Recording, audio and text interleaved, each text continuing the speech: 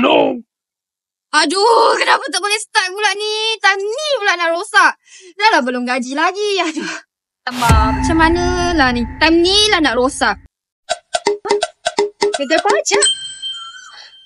Boleh try pajak lah untuk pakai sekejap.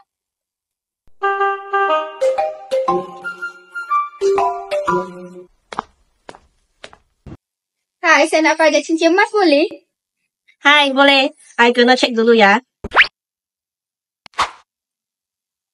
Ini cincin boleh pajak 1,000. 1,000 boleh lah. Tapi saya nak letak sekejap je sebab saya tengah tunggu gaji saya. Saya tu saya rosak lah. Time ni lah pula dia nak rosak. Kita ada dua pilihan interest 1.5% kira bulannya dan 2% kira hariannya. Kalau nak letak beberapa hari saja boleh kira 2% harian. Oh, kalau macam tu saya pilih 2% lah. Okey, boleh lah I nak pajak. Tapi kena prepare apa dokumennya? Kalau nak pajak, nak IC dan 50 sen saja. Itu saja ke? Tak payah bank statement semua lah. IC dan 50 sen je? Ya, cuma perlu IC dan 50 sen saja. Sudah boleh pajak.